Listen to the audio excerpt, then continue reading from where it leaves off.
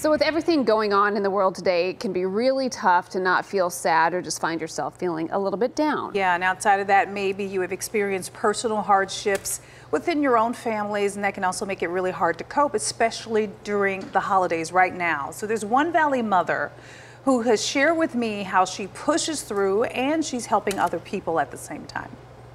The holidays have always been my favorite time of the year. And that is still the case for Angie, despite the tragedy that changed her life 3 years ago. It's the hardest thing I've ever gone through in my whole life. My husband and I were told we probably weren't able to have biological children. So they adopted 3, 2 boys and a girl, and then Angie got pregnant. Noah was our surprise miracle baby. He was our dream. We wanted him to be a part of our family, and I think the minute you find out you're pregnant, those dreams just come into your mind. Angie's water broke at just 23 weeks along. Doctors were able to stop her labor for about a week, but she started to get an infection. And on June 13th, 2015, Noah was born, but he only survived 12 days. I remember the day before when we knew he had taken a turn, one of the nurses, who was still a friend to this day, I looked at her and I said, "Brandy, how do I go on without him?" And she woke up, she looked at me and she said, she reached over across his bed and she said, "You get up every morning and you take care of those kids that you have in your home waiting for you, and they're going to give you the strength to go on." And at the time, I remember thinking like, okay, but it was that advice that really helped me. Those words stuck with her.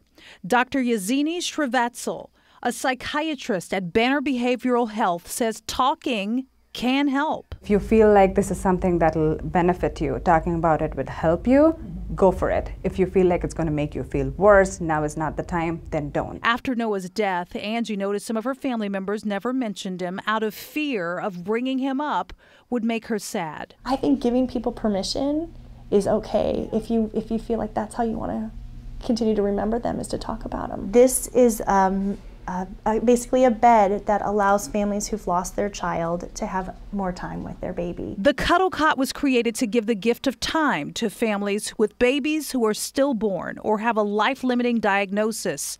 Angie purchased one and gifted it to Banner Thunderbird Hospital, where she delivered Noah. She wants to help families who will go through exactly what she did. And she has this advice for people going through a hard time this holiday season. Be compassionate, give yourself compassion to yourself. I mean, however you decide to, however your body, however you need to grieve, that's okay.